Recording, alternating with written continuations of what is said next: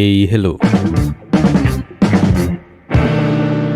Balik lagi di channel Spoiler Moon dan kita akan bahas lagi kelanjutan part sebelumnya. Dan di awal ini kalian pasti sudah melihat bahwa durasi videonya pendek. Ya sebenarnya gue sendiri juga kemarin itu bingung, ragu-ragu ini gue upload nggak ya? Maksudnya karena cerita di bagian ini cuma ada di 2 bab gitu. Karena di bab berikutnya sudah masuk ke wilayah pengenalan 9 Raja Pedang gitu. Dan kalau misalnya ini cuma ambil 1-2 bab itu nggak bisa. Kemarin aneh sempat kepikiran untuk terobos sampai sekitar 6 bab supaya jadi satu kesatuan cerita. Cuma ternyata waktu yang tidak mengizinkan. Hari ini ada beberapa kerjaan dadakan. Teman gue juga datang semalam harus jemput. Makanya 2 bab ini pun gue baru selesai nulis naskah itu jam 2:30. Jadi nggak tahu ini nanti bisa kelar jam berapa. Kalau misalnya gue tambah babnya juga pasti nanti akan semakin malam, semakin larut malam lagi. Jadi ya semoga kalian masih tetap bisa menikmati video ini. Oke, kita lanjut. Di part sebelumnya, Bai Li Jingwei memusnahkan induk dari perusahaan dagang Haichuan. Namun di tengah kekacauan itu, Wu Randong berhasil melarikan diri berkat pengorbanan dari Wu Jiangtao, Wu Ranze, Tetua Yu, dan juga orang-orang dari perusahaan dagang Haichuan. Lalu setelah dia berhasil melarikan diri, rupanya Zhou Fan sudah menunggunya di ujung jalan. Di sana Zhou Fan mulai beraksi untuk mempengaruhi Wu Randong untuk mengikutinya. Jadi dari awal kedatangan Zhou Fan di kota Jujin memang Wu Randong adalah orang yang membuat dia tertarik, dan Zhou Fan sudah menargetkan Wu Randong untuk menjadikan dia sebagai salah satu rekan atau mungkin lebih tepatnya bawahan kali ya. Dan memang Wu Randong ini sudah ia rancang untuk menjadi pemimpin dari perusahaan Haichuan berikutnya. Jadi secara tidak langsung perusahaan Haichuan akhirnya jatuh ke tangan Zhou Fan. Meskipun yang memimpin nantinya masih tetap Wu Randong.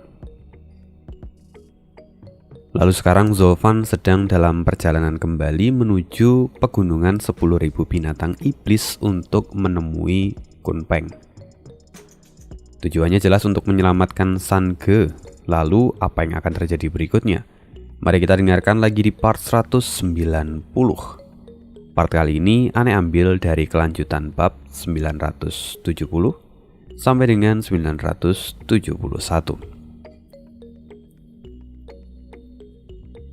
Di tengah pegunungan yang rimbun dengan pepohonan, 2 sosok muncul dan bergerak dengan sangat cepat. Para binatang buas yang biasanya saling menunjukkan taring mereka kini bersembunyi ketakutan ketika merasakan hawa kehadiran dari orang ini. Dan tentu saja kita tahu bahwa orang itu tidak lain adalah Zhou Fan yang saat ini sedang membawa San Ge di punggungnya. Zhou Fan terus melaju sampai ke tempat tinggal dari Kun Peng. Dan di sana kemudian terdengar suara yang akrab. Oh, ada angin apa sampai Paman Zhou kembali ke rumah kami? Saat itu sebuah bayangan api biru setinggi 9 kaki muncul di depan tebing. Ya, orang itu tidak lain adalah perwujudan dari Kun Peng Qingtian. Kun Peng tampak melihat Zhou Fan untuk beberapa saat lalu kemudian berkata dengan nada yang mengejek. Ada apa ini? Kenapa San Ge keponakanku terlihat sangat diam? Bahkan dia tidak mengatakan sepatah kata pun saat melihat pamannya di sini. Apakah dia terluka? Tidak.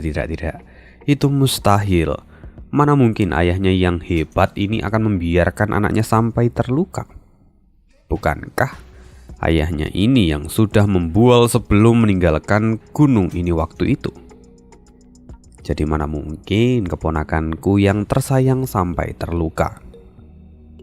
Kun Peng pun kemudian tertawa. Jelas itu adalah ejekan yang dia sengaja tujukan pada Zhou Fan. Karena yang sebenarnya Kun Peng juga sudah tahu keadaan San Ge sejak Sofan melangkahkan kakinya ke pegunungan 10.000 binatang iblis. Tapi karena dia masih sedikit menyimpan rasa kesal akan sikap Sofan ketika meninggalkan tempat itu dulu, jadi dia sengaja untuk mengejek Sofan. Wajah Sofan sendiri kini tampak dingin, lalu dia berkata, "Senior Kun Peng, sebelumnya junior ini memang agak sembrono. Hari ini junior datang untuk meminta maaf pada senior. Saat ini putraku sedang terluka karena kelalaianku. Dia sampai menerima pukulan yang berat dan terluka separah ini. Karena itu aku datang untuk meminta bantuan dari senior supaya bisa menyelamatkan putraku. Lagi pula, jika terjadi sesuatu pada putraku, kelima binatang suci tidak akan bisa bersatu lagi." Kun Peng melihat Sofan dengan tatapan yang menghina. "Sofan, kau memegang Long Jidan dari Long Zhu. Karena itu kau menjadi sangat arogan sebelum kau pergi. Tapi kenapa kau sekarang datang ke pintu rumah orang tua ini dan menjadi begitu lembut? Baiklah, jika sekarang kau bersujud di depan orang tua ini, mungkin aku akan mempertimbangkan permintaanmu. Senior, meski aku datang untuk meminta bantuanmu, tapi senior tolong jangan melangkah terlalu jauh," kata Sofan sambil menatap Kun Peng dengan tatapan dingin.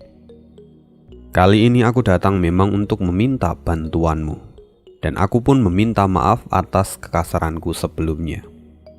Tapi semua itu hanyalah formalitas dan kesopanan demi menyelamatkan wajah senior. Senior seharusnya sadar bahwa di antara kita, bukan aku yang memiliki keinginan terbesar untuk menyelamatkan putraku.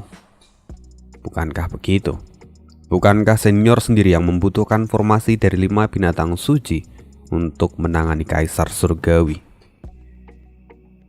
Mendengar itu wajah Kun Peng terlihat berkedut.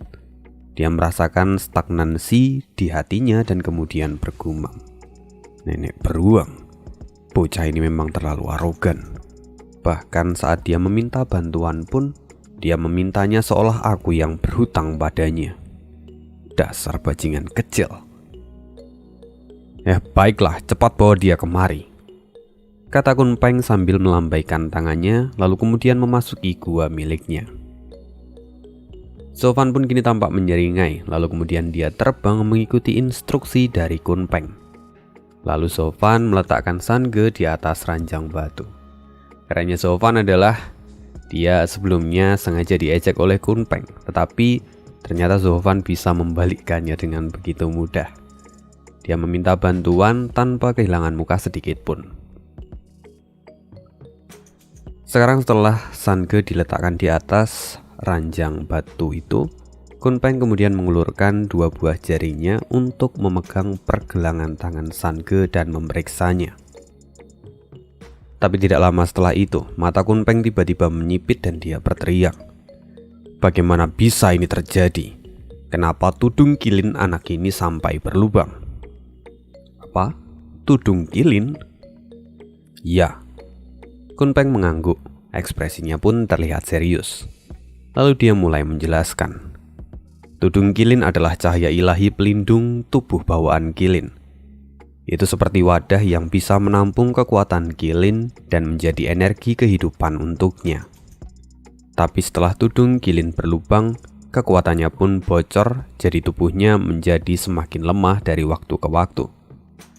Tidak heran dia berakhir dalam keadaan koma seperti sekarang." Mendengar itu, pupil mata Sofan menyusut. "Lalu, adakah cara untuk mengobatinya?" tanya Sofan. "Kau harus mengatakan dulu padaku apa yang telah melukai anak ini," kata Kun Peng dengan wajah serius. Sofan kemudian mengangguk dan berkata, "Pedang suci." "Pedang suci?" "Iya, itu adalah pedang suci, pedang peninggalan dari Kaisar Surgawi dan juga Kaisar Pedang. Ada total 5 buah pedang suci di benua ini. Mereka dirancang khusus untuk menangani para binatang suci. Sebelumnya aku tidak tahu benar apa maksud dari hal ini. Tapi setelah aku menerima 2 kali luka oleh pedang suci, aku bisa memahami bahwa pedang ini memang dirancang khusus untuk melawan binatang suci. Aku sudah terluka 2 kali olehnya, tapi karena tubuh utamaku adalah tubuh manusia, jadi dengan menggunakan pil khusus lukaku bisa disembuhkan. Tapi tidak dengan Sange. Kunpeng sendiri menyipitkan matanya dan kemudian berkata, "Jadi sekarang apa kau memiliki pedang suci itu di tanganmu?" "Ya, aku memiliki salah satunya, tapi aku telah merubah roh pedang dari pedang suci itu dengan menggunakan baby blood milikku." "Tidak masalah, bahkan jika rohnya telah berubah, tapi teknik pedang yang ditinggalkan masih ada di dalam sana. Cepat keluarkan, aku akan melihatnya. Mungkin dengan itu aku bisa menemukan sebuah petunjuk dan menyelesaikan masalah ini," kata Kunpeng. Sofan pun merenung sejenak, namun kemudian dia mengangguk. Dan setelah itu, gumpalan darah keluar dari tubuh Sofan dan segera berubah menjadi pedang iblis. Tapi anehnya, begitu baby blood keluar dan mengambil wujud pedang itu, dia langsung menyerang Kunpeng. Kunpeng melihat kekuatan pedang itu tidak terlalu kuat sebenarnya. Jadi dia hanya melambaikan tangannya dan segera dinding api biru segera terbentuk. Normalnya itu sudah sangat-sangat cukup untuk menahan pedang itu. Meski Kunpeng sangat percaya diri, tapi pedang iblis ternyata bisa menembus pertahanan apinya dengan sangat mudah. Pedang itu terus bergerak ke arah Kunpeng. Kejadian ini memberikan pukulan yang besar untuk Kunpeng. Matanya sampai bergetar karena terkejut. Bahkan dengan kekuatan yang tidak terlalu besar, ternyata pedang itu bahkan bisa menembus perisai api biru miliknya. Lalu Kunpeng segera melambaikan tangannya dan membuat pedang itu terpantul kembali ke arah Sofan. Pedang iblis segera berubah menjadi gumpalan darah dan kembali masuk ke dalam tubuh Sofan. Lalu Sofan yang semula tenang segera memuntahkan darah dari mulutnya. Dia pun langsung mengutuk, "Senior, bukankah kamu hanya ingin melihatnya? Kenapa kau begitu kasar?"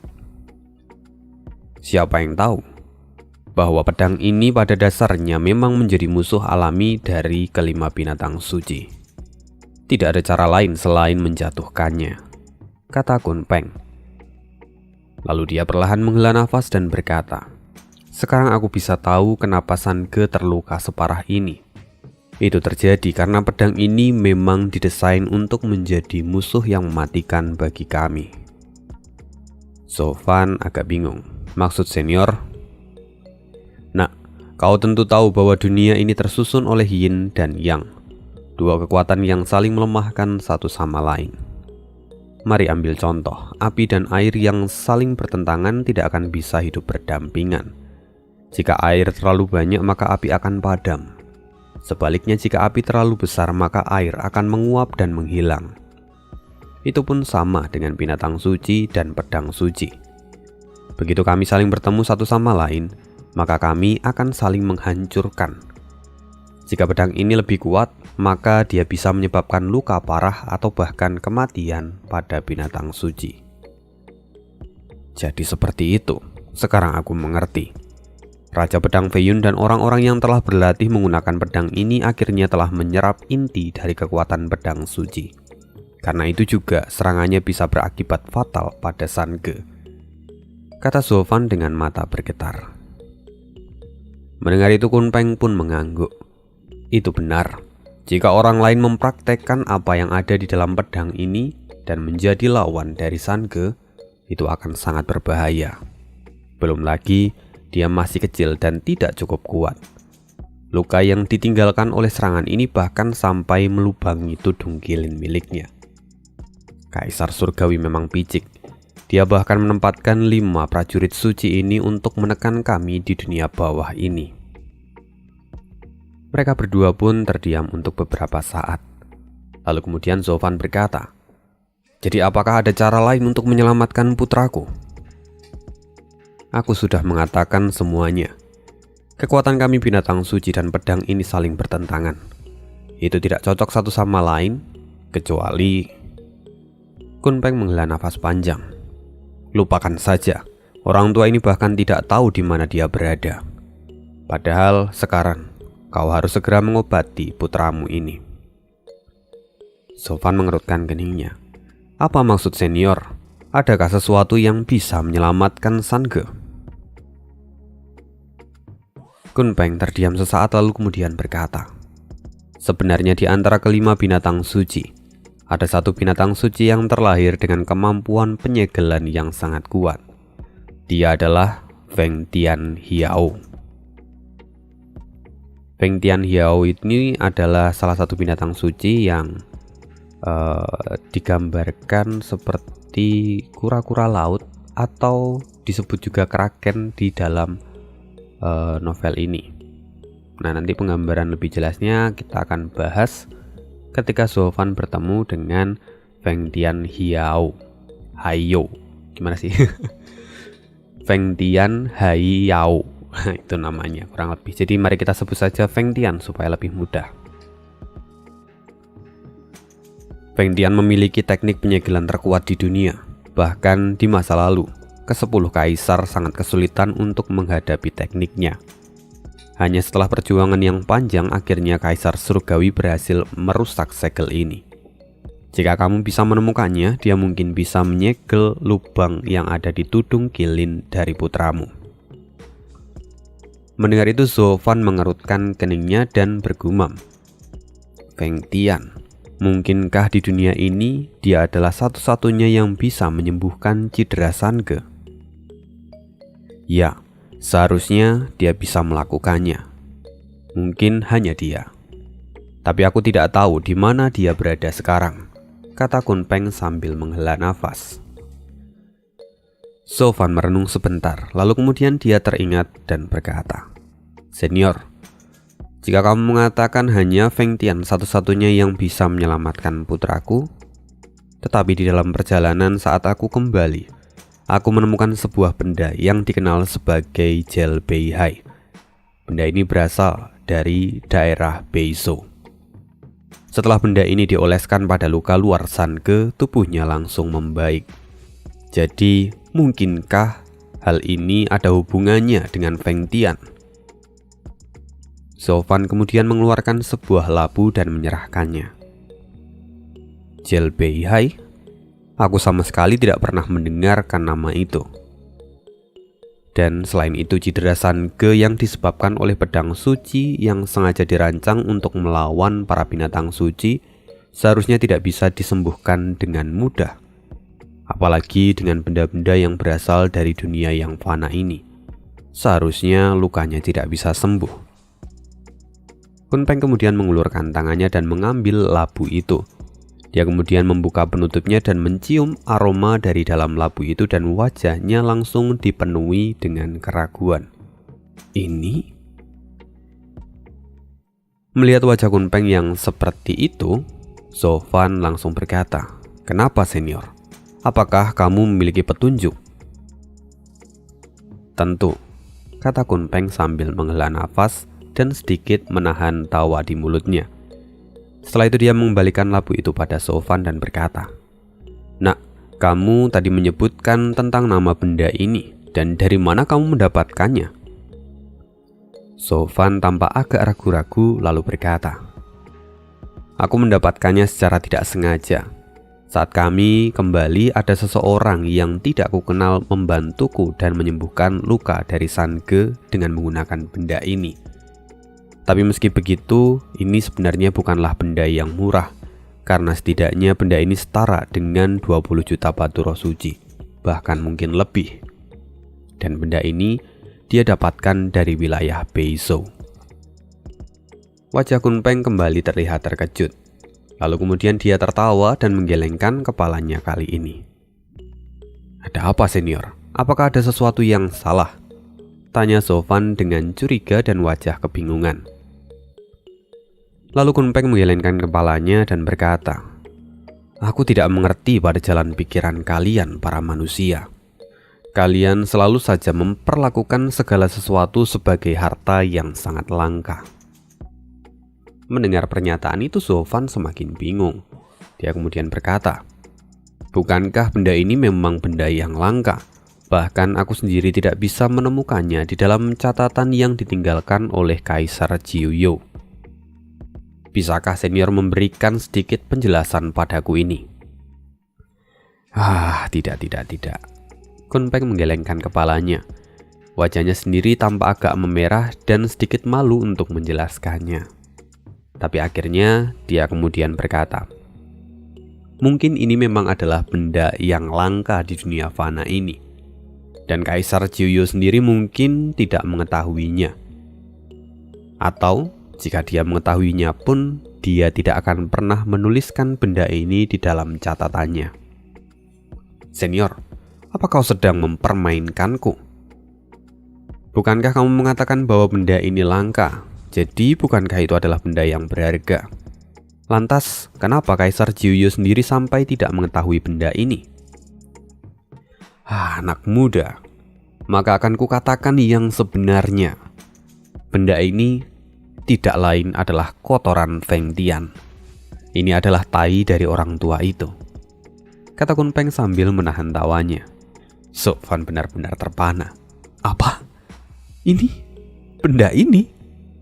Iya, itu adalah kotoran dari binatang suci, tepatnya kotoran dari Feng Tian. Mungkin bagi kalian para manusia, benda ini adalah harta yang langka. Tapi bagi para kaisar di masa lalu, ini adalah benda yang tidak berharga. Bahkan, itu sama sekali tidak layak untuk diperhatikan. Jadi sangat wajar jika Jiuyo tidak menuliskan apapun tentang benda ini. Bahkan jika dia mengetahui manfaatnya, dia tidak akan pernah menuliskannya. Karena jika dia melakukan itu, dia pasti akan menjadi bahan tertawaan bagi para penerusnya nanti. Karena itu sangat aneh menganggap kotoran Feng Tian sebagai sebuah harta karun. Mendengar itu kelopak mata Sofan bergetar. Dia benar-benar mengerti dengan apa yang sebenarnya sedang ditertawakan oleh Kunpeng saat ini. Lalu perlahan dia hanya bisa menghela nafas. Tidak heran jadi seperti itu. Dan karena benda ini adalah kotoran dari Feng Tian, ternyata itu menyimpan sisa-sisa kekuatan dan bahkan bisa menjadi obat penyembuh untuk luka luar yang dialami Sange. Mau tidak mau, Kunpeng kemudian mengangguk. Itu benar. Dan karena benda ini sekarang kita tahu di mana keberadaan Feng Tian. Dia pasti berada di wilayah Beizhou, dan kau harus membawa Sange untuk pergi ke sana, kata Kunpeng yang perlahan menjadi serius. Sofan pun mengangguk. Dia segera meraih tangan Sange dan berniat untuk membawanya pergi. Tunggu sebentar, kata Kunpeng sebelum Sofan mengangkat Sange.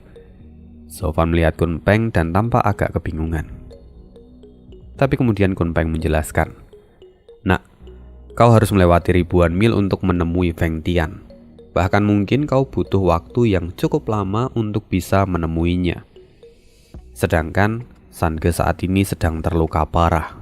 Jika ini dibiarkan, maka kekuatannya akan habis sebelum kau bisa menemui orang tua itu. Jadi, itu justru akan semakin berbahaya. Lalu senior, apa yang harus kulakukan?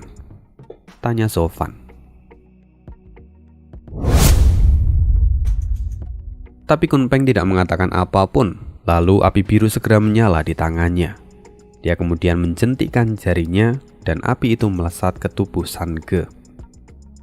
Api itu segera menempati titik-titik akupuntur besar di tubuh Sange. Dan api itu mulai membakar tubuh Sange dan kemudian menciptakan sebuah pelindung berwarna hijau dan melapisi tubuhnya. Setelah itu perlahan api biru meresap ke tubuh Sange dan menghilang. Kunpeng menghela nafas dan berkata pelan, meskipun aku bukan ahli penyegelan, tapi setidaknya aku masih bisa melakukan beberapa hal untuk menyokong kehidupan putramu. Kekuatan api biru kekacauan milikku dapat menahan roh Sange untuk tidak keluar terus-menerus. Meskipun itu tidak akan cukup untuk menutup seluruh luka yang ada di tudung gilin miliknya. Tapi setidaknya ini menjadi pertolongan pertama untuknya, dan jiwanya tidak akan hancur dengan mudah. Dengan begini, Dia bisa bertahan untuk beberapa lama. Dan sebelum kau pergi ke Beizhou, temuilah dulu Longzhu. Biarkan dia juga memberikan pertolongan untuk putramu. Senior, tidak bisakah kamu menyegelnya dalam satu tarikan nafas? Tidak bisa. Api Qingyan milikku adalah api pemurnian jiwa. Dan kau masih membutuhkan api emas milik Longzhu yang digunakan untuk memurnikan tubuh dari putramu. Kami memang memiliki peran masing-masing dan tidak bisa menggantikan satu sama lain. Jadi pergilah temui orang tua itu, supaya dia juga bisa menjaga tubuh fisik Sange, kata Kunpeng. Mendengar itu Zhou Fan segera memahaminya. Lalu dia kemudian mengambil tubuh Sange lagi. Tapi sebelum dia pergi, Kunpeng berkata lagi, "Nak, kehidupan putramu sekarang aman. Kamu tidak perlu terlalu khawatir dan buru-buru. Dan sebelum kau pergi, setidaknya kau harus memberikan sedikit laporan apa yang telah kau lakukan selama 1 tahun, 2 tahun belakangan ini. Sudah berapa banyak kemajuan yang telah kau buat?" Zhou Fan mengerti maksud dari Kunpeng, lalu kemudian menjawab, "Aku sudah menyegel 3 gua angin surga dan bumi sampai saat ini." Mendengar itu Kunpeng terlihat bersemangat dan kemudian memuji. "Efisiensimu memang sangat bagus. Tapi yang lebih penting, apakah formasi pembalik ini nanti bisa dilakukan atau tidak? Jika kau sendirian mungkin kau masih memerlukan waktu yang sangat lama. Dan proyek ini juga pasti akan berhubungan dengan seluruh kekuatan yang ada di benua ini.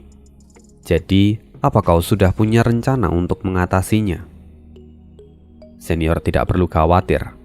Dalam perjalanan kembali, aku telah menemukan sekutu yang bagus. Dengan latar belakang mereka, seharusnya aku bisa melakukan ini dengan sangat mudah ke depannya." Tampak kilatan cahaya di mata Zhou Fan. Lalu dia mulai menceritakan pertemuannya dengan perusahaan dagang Haichuan dan juga menjelaskan semua rencananya dengan sangat rinci. Mendengar semua itu Kunpeng benar-benar tertegun. Dia tidak bisa menahan tawanya lalu segera mengangguk dengan puas. "Hanya dalam 3 hari kau bahkan mampu merobohkan perusahaan yang telah berdiri selama ribuan tahun. Kau benar-benar pandai untuk melakukan bisnis ini. Aku tidak salah memilihmu." "Senior terlalu berlebihan. Bahkan jika aku tidak ikut campur pun perusahaan ini pasti akan hancur pada akhirnya. Aku hanya membuat prosesnya lebih cepat dan memanfaatkannya untuk mengambil keuntunganku sendiri," kata Zhou Fan sambil tertawa. Mendengar itu Kunpeng pun mengangguk dan memuji Zhou Fan. "Nak, kau memang telah tumbuh dengan baik. Dalam beberapa tahun ini kau benar-benar berhasil mengembangkan jiwa kaisar." "Jiwa kaisar?" "Iya, itu adalah konsepsi pemikiran dari seorang yang bisa menjadi seorang kaisar atau mencapai ranah emperor," kata Kunpeng sambil tertawa. Lalu dia kemudian mulai menjelaskan lagi. Jika orang awam mengatakan bahwa jiwa kaisar itu akan didapatkan saat seseorang telah mencapai pencerahan dan memasuki ranah emperor. Tapi ini sebenarnya hanyalah pencapaian umum yang bisa didapatkan siapapun, jika mereka memang memiliki kualifikasi yang layak. Dan seorang yang memiliki jiwa kaisar adalah orang yang bisa melihat seluruh situasi yang ada di sekitarnya. Dia bisa menilai dengan baik apa yang terjadi di masa lalu dan memperkirakan apa yang akan terjadi di masa depan. Seolah-olah semuanya ada di dalam genggaman tangannya. Itu tidak ada bedanya dengan dirimu sekarang. Gaya dan perilakumu sudah menunjukkan bahwa kau telah memiliki jiwa kaisar. Bahkan jika kau tidak pernah menyadari ini dan hanya mengalir untuk mendapatkan apapun yang menjadi tujuanmu, itu juga adalah bentuk dari penilaianmu sendiri. Dan kau bisa menciptakan kondisi yang paling menguntungkan untuk dirimu sendiri dan menggunakan rahasia surgawi. Inilah kemampuan dari seseorang yang memiliki jiwa kaisar. Mata Zhou Fan agak bergetar ketika mendengar semua itu. Meski dia masih sedikit bingung, tapi dia kemudian berkata, Aku tidak terlalu memikirkan apapun itu. Aku hanya berpikir untuk melakukan sesuatu yang bisa membawa keuntungan bagiku. Dalam kasus ini aku hanya membawa perusahaan dagang haicuan ke sisiku. Daripada mereka dihancurkan begitu saja, ini lebih berguna untukku. Lagi pula ini akan membawa keuntungan di masa depan. Itulah inti dari jiwa kaisar. Kau bisa memperkirakan yang terjadi di masa depan dan mengetahui takdirmu sendiri. Kau sendiri mempercepat garis takdir mereka, dan itu bukan hal yang sederhana. Kau telah berhasil melakukannya dengan sangat baik, kata Kun Peng sambil tertawa. Sesungguhnya itu tidak ada bedanya dengan aku yang telah memilihmu. Aku menuntunmu untuk menemukan reruntuhan kaisar surgawi. Itu karena aku percaya bahwa kau pasti bisa menemukannya. Dan semuanya terbukti bahwa kau bisa memenuhi semua ekspektasiku. Aku sungguh memilih orang yang tepat. Bahkan kau membawa hasil 2 kali lipat dengan efisiensi yang lebih dari yang kuperkirakan. Ya, itu yang ingin kukatakan. Jadi sekarang kau bisa pergi dan membawa Sange untuk menemui Long Zhu.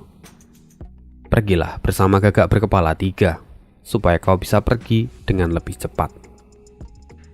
Tunggu, kenapa senior membiarkan Gagak itu mengantarku? Bukankah dia adalah tangan kananmu? Kata Zofan yang wajahnya tampak bingung.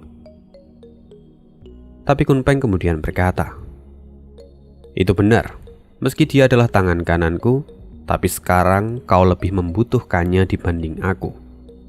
Selain itu, jika ini bisa membantumu dan melakukan pekerjaanmu lebih cepat, maka aku tidak keberatan untuk melakukannya, kata Kun Peng sambil tertawa.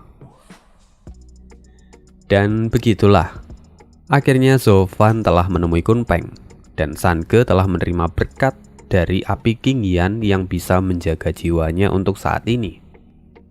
Lalu Zofan pun melanjutkan perjalanannya lagi menuju wilayah dari sekte Taiking dengan menunggangi Gagak berkepala 3, bawahan dari Kun Peng. Kehadirannya kali ini akan benar-benar menggemparkan seluruh benua sekali lagi. So, mari kita lanjutkan lagi di part berikutnya. Ya, sekian bonusan untuk hari ini. Ya, memang agak pendek ya. Ya, itu tadi penjelasannya udah ada di awal. Kalau misalnya belum jelas, coba diulangi lagi. Dan di part berikutnya kita akan membahas tentang pertemuan 9 Raja Pedang yang tujuannya adalah untuk melakukan invasi ke Beizhou.